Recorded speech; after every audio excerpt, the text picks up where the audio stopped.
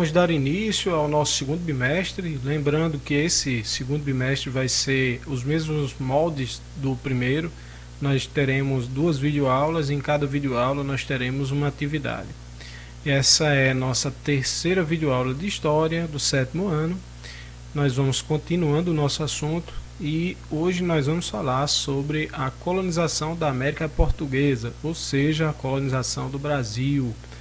Vamos ver todas as características, como é que a economia no Brasil vai sendo desenvolvida com a colonização dos portugueses. Primeiramente vamos falar sobre a descoberta. Nessa imagem vocês veem o que seria a viagem de Cabral. Cabral, ele não tinha como objetivo principal vir ao Brasil ou descobrir essa terra nova. O Cabral, ele tinha como objetivo dele uma viagem para as Índias, uma viagem comercial entre Portugal e essa terra que hoje nós conhecemos como Índia e que fornecia uma grande quantidade de produtos de alto valor naquela época para os portugueses venderem, comercializar. Eram especiarias, sedas, vários produtos que só existiam na Ásia. Então essa viagem de Cabral seria com o objetivo de ir às Índias. Porém, no meio dessa viagem, ele se desvia mais a oeste e acaba chegando no Brasil. A maioria dos historiadores hoje entendem que os portugueses já conheciam o Brasil, eles já sabiam da existência do Brasil e que Cabral teria passado aqui unicamente para marcar presença, para tomar a posse da terra para os portugueses, mas essa terra já era conhecida não só pelos portugueses, mas por espanhóis e outros povos da Europa. Então seria vamos dizer assim, uma descoberta de fachada. Oficialmente, todos nós sabemos, o Brasil foi descoberto em 1500 por Pedro Álvares Cabral, mas no fundo, os portugueses já sabiam muito bem da existência do Brasil e essa viagem de Cabral, passando por aqui, foi apenas para marcar território, para apresentar a dominação dos portugueses dessa terra. Dando sequência, a quem pertence o Brasil na verdade? Os portugueses, eles vêm para cá em busca de mais riqueza, é ganância, é lucro. A quem verdadeiramente pertencia o Brasil? Aqueles que aqui já viviam há milhares de anos. Existiam seres humanos vivendo aqui, sociedades já muito profundas, já havia guerras entre esses povos, que eram os nativos, os índios. Então, no fundo, na verdade, os portugueses não são os verdadeiros donos, são aqueles que vêm aqui para roubar as riquezas do Brasil, para assassinar, para escravizar, são os grandes vilões desse país. Os indígenas que eram verdadeiramente os donos da terra e acabaram sendo massacrados, escravizados. É uma situação muito triste, mas que não só o Brasil, vários outros países também vivenciaram. Vamos falar um pouco sobre a exploração da costa brasileira, ou seja, a exploração do litoral brasileiro. Lembrando que quando os portugueses chegam, eles começam a sua colonização nessa área, na região litorânea. Eles queriam a facilidade de chegar, explorar as riquezas e voltar rapidamente. Então eles não vão para o interior, eles não avançam esse processo de colonização, eles ficam mais na região litorânea. Inicialmente, a economia mais viável foi o pau-brasil. Era interesse dos portugueses encontrar ouro, encontrar metais preciosos, mas não acharam de início, então foram explorar o que mais estava abundante ali, que era a madeira, o pau-brasil. Essa madeira tem grande valor na Europa, principalmente pelo a sua utilização variada. Dela se extraía uma tinta, um pigmento, que era utilizado para pintar tecidos, e a sua madeira tinha alto custo, alto valor para a fabricação de móveis, instrumentos. Com a exploração do pau-brasil, eles começam a construir as feitorias. O que seriam essas feitorias? Eram uma espécie de armazéns, entrepostos comerciais, onde eles iriam guardar a madeira que ia sendo cortada. Desse entreposto, dessa feitoria, essa madeira era colocada nos navios, nas embarcações que aqui chegavam, e levadas para a Europa para lá serem vendidas. O trabalho nesse momento era realizado pelos índios, né? Os portugueses eles vão fazer uma série de alianças com algumas tribos e através do escambo esses índios vão fazer o trabalho pesado, vamos dizer assim. O que seria o escambo? É a troca. Como é que eles iriam pagar os índios se os indígenas não conheciam o que era dinheiro, né? Então eles davam a esses índios objetos que o indígena tinha grande atração, como por exemplo facas, machados, colares de plástico, de algum material vagabundo vindo da Europa, penas falsas vindo da Europa, espelhos, roupas coloridas, coisas que chamavam muita atenção do indígena. E esse indígena trabalhava em troca desse material. Então esses portugueses davam coisas de baixíssimo valor para eles e de grande valor para o indígena, e em troca disso o índio iria trabalhar. Com o passar do tempo, o índio não precisava mais dessas coisas, ele começou a abandonar esse serviço, e aí esses portugueses começaram a violência, a escravizá-los e obrigá-los a trabalhar. Então assim era desenvolvido o trabalho nesse início. Esses indígenas cortavam essa madeira, a parte mais difícil, armazenavam nessas feitorias e os portugueses apenas embarcavam nos seus navios e levavam para a Europa para ser vendido, comercializado esse produto. Nós vamos ter também nesse momento a chegada aqui no Brasil dos degredados. O que seria isso? Nesse momento, o Brasil era uma terra recém-descoberta pelos portugueses. Aqui só vivia indígenas, algumas tribos extremamente violentas, existiam tribos até mesmo canibais. Então os portugueses tinham receio de vir para o Brasil, de vir para cá, de se instalar aqui, nessa colônia, e a busca, a procura de portugueses para vir para cá era mínima. Então, para trazer mais imigrantes, mais colonos, o rei começa a enviar bandidos, gente que estava presa nas cadeias de Portugal, ele começa a enviar para cá. Obrigados, eram forçados, Essas pessoas eram chamadas de degredados. Os degredados eram presos, ladrões, assassinos, estupradores, a cambada, a corja de Portugal que estava ocupando as cadeias, eles enfiavam nos navios e vai para o Brasil. E assim começou a colonização do Brasil. Portugal enviando para o Brasil o que não prestava de Portugal. E essas pessoas chegavam aqui e começavam a colonização do Brasil, se misturando com os indígenas, tendo filhos com esses índios, tendo casamentos aqui no Brasil com os indígenas, se mesclando, se misturando. Esse é o início da colonização do Brasil, com os degredados. Nós vamos ter também, com o passar do tempo, o surgimento das capitanias hereditárias. O que seriam essas capitanias hereditárias? Eram imensas faixas de terra. O Brasil ele foi todo, vamos dizer assim, cortado, é claro, no mapa, no desenho, no papel. Ele foi todo cortado, dividido em grandes faixas de terra imensas e dadas a nobres portugueses. Esses nobres eram os donatários, aqueles que iriam administrar essa terra. Então a função da capitania hereditária era ocupar inicialmente esse território, nesses primeiros 30 anos, entre 1500 e 1530, iniciar assim essa colonização. Essas pessoas eram as donas da terra, eram nobres portugueses, pessoas ricas, importantes, e quando eles morriam, a posse da terra passava para os seus herdeiros, para os seus filhos, por isso o nome capitania hereditária. Hereditária porque passava de pai para filho. Observem essa figura, Nessa figura nós temos as capitanias hereditárias, como o Brasil foi dividido, cortado em faixas, toda a extensão.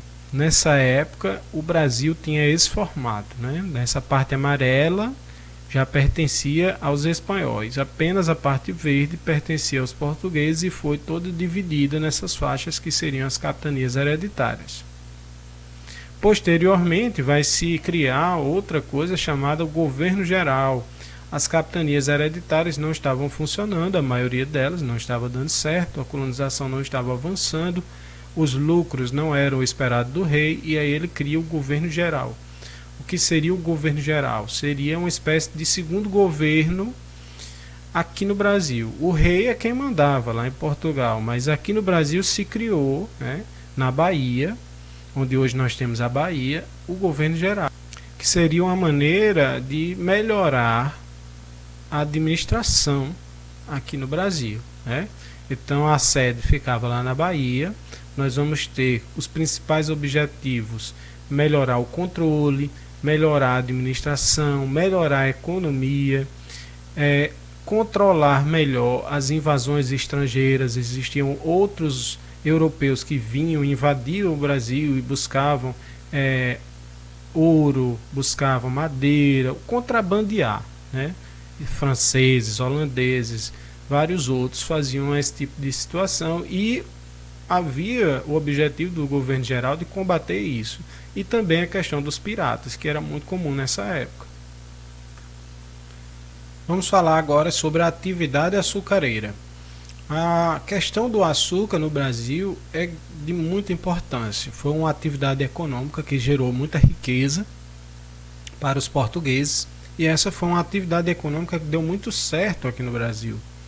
Os portugueses, eles já tinham um conhecimento técnico a respeito da produção do açúcar, eles já tinham desenvolvido esse tipo de atividade em outras regiões. Quando começa aqui no Brasil, eles já têm esse domínio técnico e já tem uma rede comercial importante lá na Europa. Então o produto que era produzido aqui já era muito bem distribuído pelos portugueses na Europa. Lembrando que o açúcar nessa época era um produto de altíssimo valor, era chamado de ouro branco, né, porque era muito caro. Só os ricos e nobres consumiam açúcar, né? O pobre, ele não tinha condição de consumir açúcar, era um produto caríssimo. E a capitania de Pernambuco foi a primeira capitania onde essa atividade açucareira deu certo aqui no Brasil. Quais foram então os motivos que levaram Pernambuco a ser bem sucedido e outras capitanias não, com relação ao açúcar? Primeiro motivo, o solo fértil. A região litorânea de Pernambuco, da capitania de Pernambuco, era rica num solo chamado massapê. Esse solo tem muita matéria orgânica, é um solo muito fértil, e a cana plantada ali conseguiu produzir em grande quantidade. Temos também a questão da boa hidrografia, ou seja, o grande número de rios, né, que vão fornecer muita água. O volume de chuva na região litorânea é bem maior, e isso favorece também o desenvolvimento da vegetação da cana. Nós temos também o clima quente e úmido. A cana-de-açúcar ela não produz em regiões frias, e essa área do Nordeste, né, a região de Pernambuco, é quente e chove bastante no litoral. Então o clima favorece também esse tipo de planta. E nós temos, por fim, a proximidade da Europa, já que a região nordeste do Brasil é a área, o ponto, a localização mais próxima em direção à Europa, a Portugal. Se eles instalassem, por exemplo, na região sul, aumentaria muito o tempo de viagem. Então essa localização também vai favorecer, né? Então todos esses pontos juntos fizeram com que Pernambuco fosse a capitania que melhor desenvolveu a produção de açúcar nesse momento inicial. Vamos falar um pouco agora sobre o engenho, né? Ou seja, sobre o lugar onde se produziu o açúcar nesse momento. Primeiro, o tipo de produção, como é que acontecia? Era um tipo de produção chamado plantation, né? Essa é uma palavra em inglês que significa em português plantação. Nós usamos esse termo para descrever o estilo de produção agrícola que era desenvolvido nesse momento. Como era esse estilo de produção agrícola? Eram grandes propriedades imensas, muita terra, eles iriam produzir apenas um tipo de produto agrícola, era monocultura. Monocultura vem disso, mono, cultura, plantação. Então, monocultura, um tipo apenas de produto, no caso aqui a cana-de-açúcar. E essa produção de cana-de-açúcar era toda voltada para fora, para vender para outros países, exportação. Com relação à mão de obra, eram trabalhadores escravos. Esses escravos vinham da África, eles eram capturados na África, trazidos para cá para o Brasil, e aqui eles passavam a vida inteira trabalhando como escravos, né? Então a plantation ela funcionava assim: monocultura, produção para exportação e o trabalhador escravo, grandes áreas de terra plantadas. Com relação à propriedade, as instalações onde era desenvolvido o engenho. Então, o engenho ele vai se dividir em casa grande, senzala, casa de engenho e a capela. A casa grande era a principal moradia da fazenda, era onde vivia a família do proprietário, onde vivia os ricos, né, os donos de tudo. A senzala era a segunda moradia, era onde habitavam os escravos, era mais uma espécie de prisão, onde os escravos eram trancados à noite. Nós vamos ter a casa de engenho, que era o local onde se produziu o açúcar. Aqui você tem todas as instalações que necessita para produzir o açúcar. A moenda, que moía a cana, extraía o caldo. Nós temos a fornalha, era o fogo onde era aquecido esse caldo. A caldeira, onde você colocava o caldo para ele aquecer.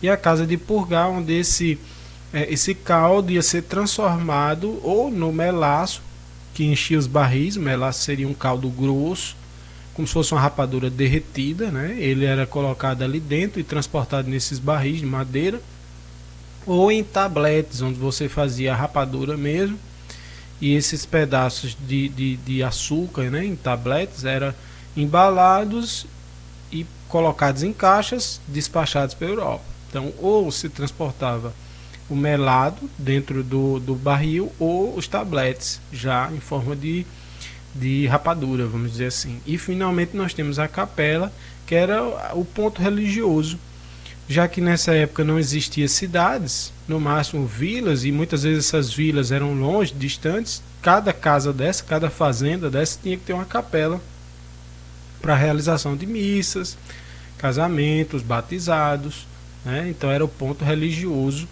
dessa propriedade.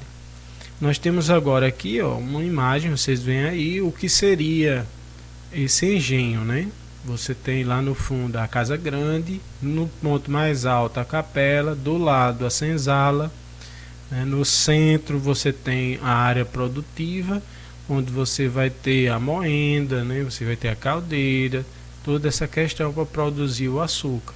Com relação à moenda, ela podia utilizar dois tipos de formas: a tração humana ou a tração animal.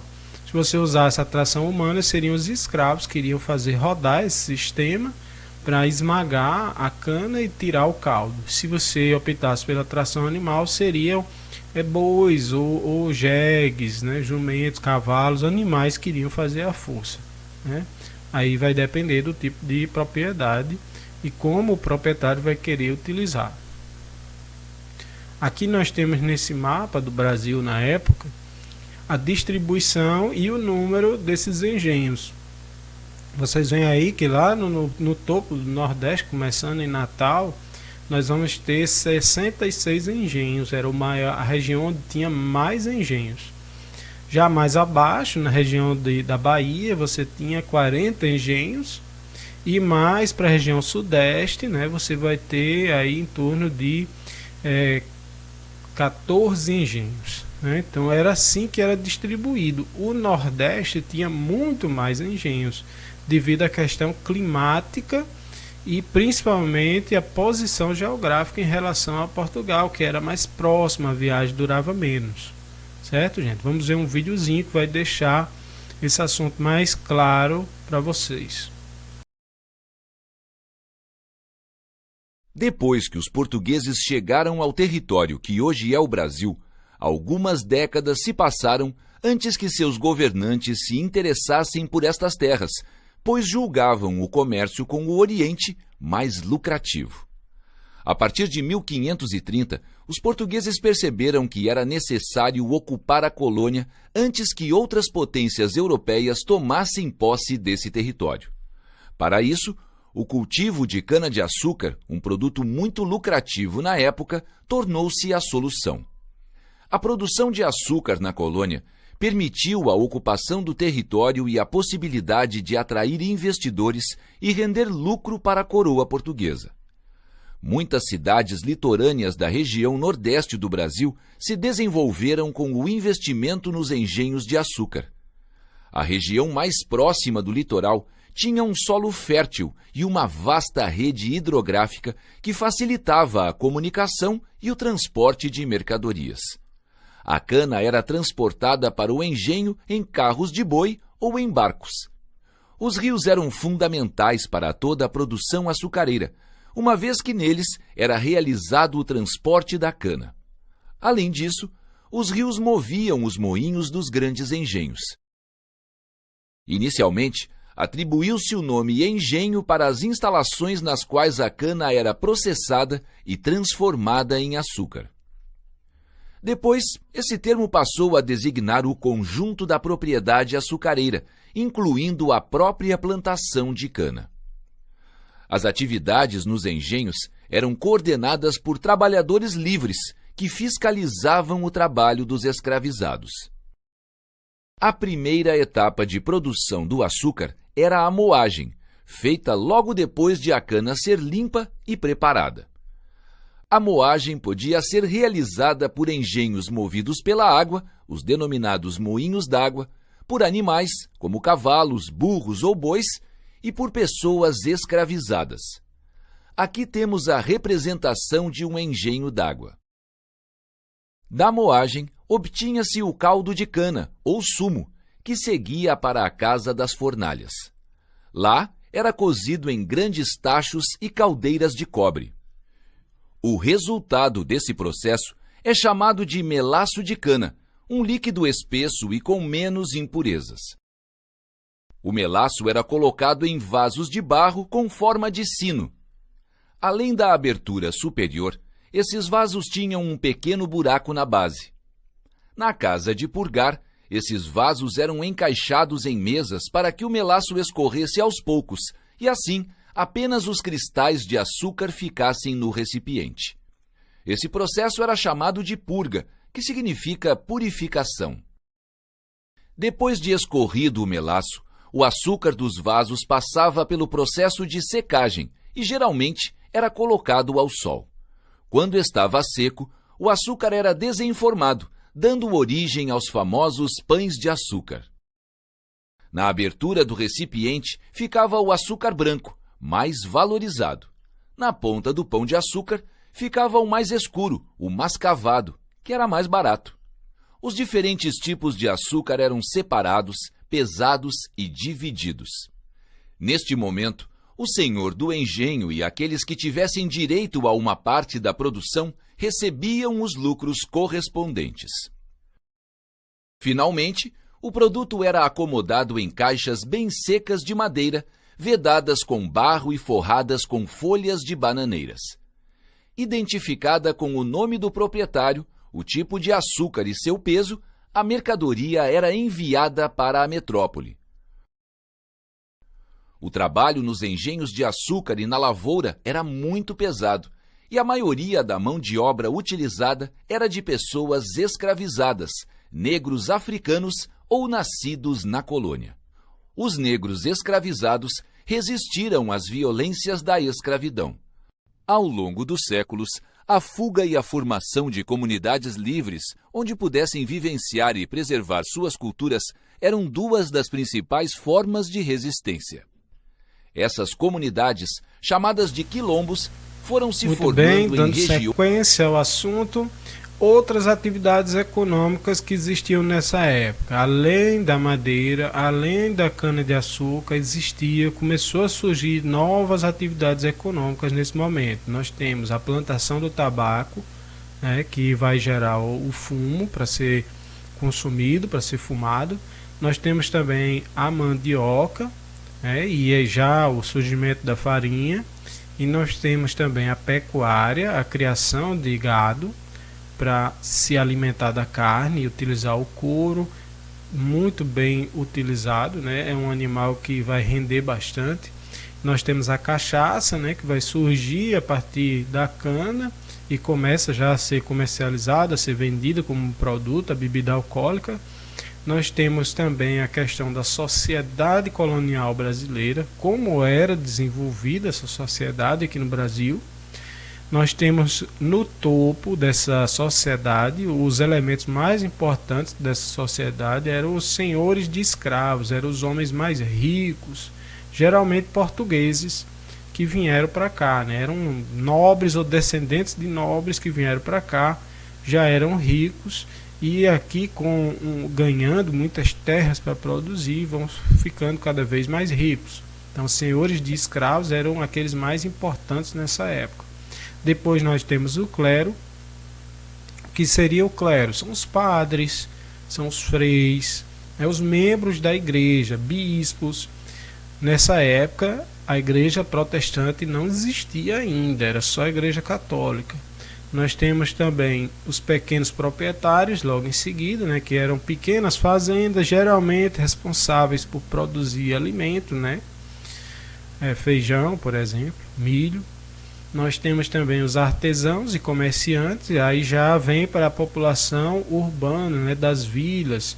Eram pessoas que iriam produzir roupas, ferramentas, utensílios domésticos, né, ou vender esses produtos e aqueles produtos que já vinham prontos de Portugal e eram vendidos aqui. Nós temos em seguida os trabalhadores livres. Esses trabalhadores livres eram feitores, capatazes, capitães do mato. O que era um capitão do mato? Era aquele indivíduo que perseguia os escravos fujões, aqueles escravos que fugiam, o capitão do mato ia atrás, ia buscar, né? Nós temos também, logo em seguida, os indígenas, né? O índio, diferente do escravo africano, o índio ele era visto nessa época como um selvagem que possuía alma. Então eles tinham um interesse muito grande em converter os índios, em catequizá-los. Já o escravo africano era diferente, ele era visto como um objeto, né? Daí o fato de que eles eram escravos, né? Eles eram tratados como objeto. Não havia interesse de catequizar esse escravo, ele era apenas uma coisa que era usada para trabalhar até morrer, né? Eles não tinham pena, não tinham compaixão desse escravo africano. Vamos falar um pouco mais sobre essa escravidão, né? Sobre esses que foram trazidos da África para serem usados aqui como força de trabalho. Como era a captura desse escravo africano? O português ele desenvolvia contatos com várias tribos na África, é como se eles tivessem uma parceria. Eles entregavam armamento, entregavam produtos de interesse dessas tribos africanas, e essas tribos entravam no interior da África e capturavam outras tribos menores, né? Então eles iam lá no interior e capturavam esses homens e mulheres, crianças, levavam para o litoral, trocavam com os portugueses por armas, munição, né? Alguma coisa de interesse deles. Os portugueses embarcavam esses seres humanos, essas pessoas, dentro dos navios, em porões escuros, uma coisa terrível, e traziam para cá, para o Brasil, né? Era assim que era realizado esse transporte. Muitos morriam na viagem, ou por tristeza, ou por maus tratos na viagem, doenças, né? A alimentação era terrível. Você imagine um espaço que cabe 20 pessoas, e ali naquele espaço você empurra 300. Então eles vinham um por cima dos outros, muitas vezes nus, sujos, não tinham direito de tomar banho, o calor era intenso ali dentro, uma viagem longa, demorada, comendo restos de comida, comendo uma espécie de lavagem, uma coisa que desumana, né? Muitos morriam, muitas vezes até metade morriam nesse transporte. Chegando aqui no Brasil, eles eram vendidos numa espécie de leilão, eram mostrados como se fossem animais e vendidos aos senhores de escravos, que levavam essas pessoas para suas fazendas e ali eles iam trabalhar até a morte, né? Como era a vida desse escravo? O trabalho era sem remuneração, eles não recebiam pagamento, apenas recebiam a comida necessária para continuar com força para trabalhar. A roupa que eles recebiam era apenas a necessária para não ficar nus e dormia todo mundo no chão, na senzala. Se eles desobedecessem ou não fizessem o trabalho bem feito ou tentassem fugir, vinham os castigos físicos, né? Tortura, chibatadas, muitas vezes até a morte, né? Eles judiavam mesmo, pegavam pesado para servir de exemplo, os outros ficarem com medo e não terem coragem de fugir ou de descumprir ordens. O tratamento era desumano, era terrível e o preconceito era muito grande, sempre muito maltratados.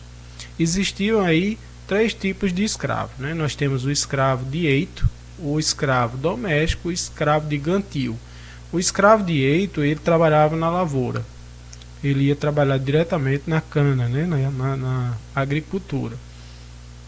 O escravo doméstico, ele trabalhava na casa, geralmente eram mulheres, né? Eles iam fazer o que? Trabalhos domésticos, como varrer, cozinhar, cuidar da casa, das crianças. E o escravo de gantio, ele trabalhava fora da fazenda, por exemplo, ele ia para a cidade, né, para a vila, carregar compras, auxiliar numa loja, arrumar alguma loja, era um trabalho externo. Existia, por exemplo, um escravo chamado de tigre. O que é que esse escravo fazia? Ele carregava barris cheios de fezes e urinas, porque nessa época não existia banheiro. As pessoas faziam suas necessidades no pinico e ia jogando dentro de um barril de madeira, até que o barril ficava cheio. Então esse escravo colocava esse barril na cabeça e levava para longe da cidade para jogar isso fora. Nesse processo ele acabava se sujando, né? Parte desse esgoto caía em cima dele, ele ficava muito mal cheiroso e ninguém queria chegar perto desse escravo. Por isso o nome dele era tigre, porque ninguém quer chegar perto de um tigre, só que por um motivo diferente, né? O tigre é violento e esse escravo não cheirava bem. Então aí vocês compreendem como era terrível a vida de um escravo. Aqui nós encerramos nossa videoaula. Eu vou passar agora para vocês mais um videozinho para mostrar essa questão do escravo. Em seguida vamos para a nossa atividade número 3. Com as grandes navegações dos séculos XV e XVI, Portugal formou um império com terras na Europa, na África, na América e na Ásia. O primeiro continente que os portugueses alcançaram navegando pelo Oceano Atlântico foi a África. Lá, eles estabeleceram contato com diferentes povos, mas a princípio não ocuparam o território. À América, os portugueses chegaram em 1500. Cerca de 30 anos depois, começaram a ocupar as terras com a produção de cana-de-açúcar, explorando o trabalho escravo de índios e africanos. O índio foi o primeiro a ser escravizado, mas essa prática sofreu resistência dos próprios índios, que conheciam o território e conseguiam escapar, e da Igreja Católica, que desejava catequizá-los. A opção foi trazer trabalhadores da África, onde a escravidão existia havia longo tempo. O principal motivo por trás dessa decisão provavelmente foi o lucro que o tráfico de escravos gerava para os comerciantes europeus. Com esse comércio, a escravidão africana ganhou enorme proporção, provocando o maior movimento migratório forçado da história.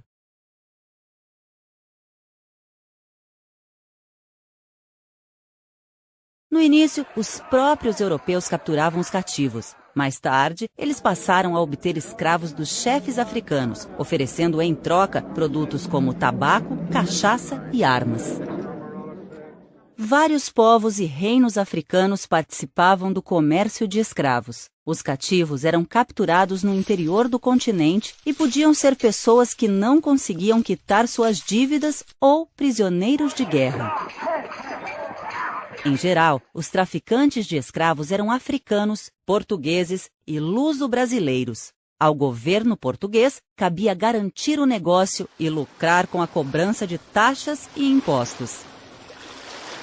Os africanos aprisionados eram conduzidos a fortalezas, presídios e feitorias instalados nas regiões litorâneas do continente, onde ficavam presos por até 20 dias. A viagem pelo Atlântico acontecia nos chamados navios negreiros, onde os cativos permaneciam acorrentados. Muitos morriam por causa das doenças e das difíceis condições da viagem, como a falta de alimentos e de instalações sanitárias.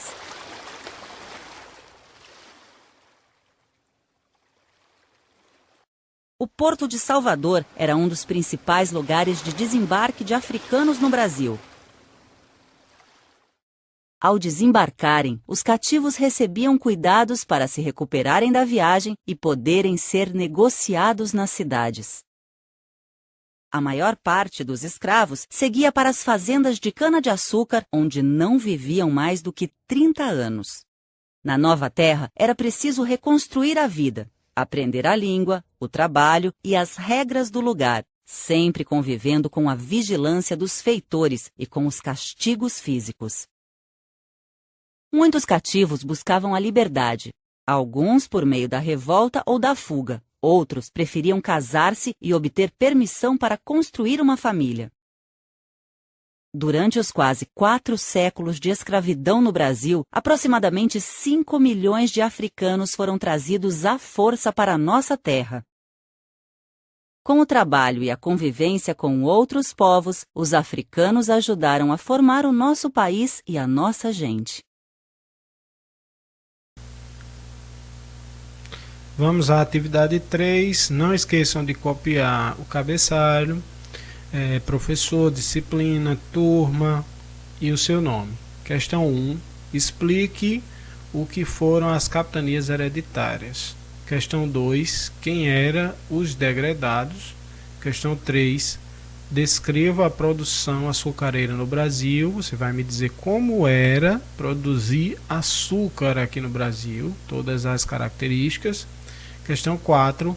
Como era a captura e a vida dos escravos no Brasil. Lembrando que vocês podem pesquisar para fazer essa atividade, podem assistir mais vídeos no YouTube, podem fazer pesquisas em sites. Bons estudos a todos e até a nossa próxima videoaula.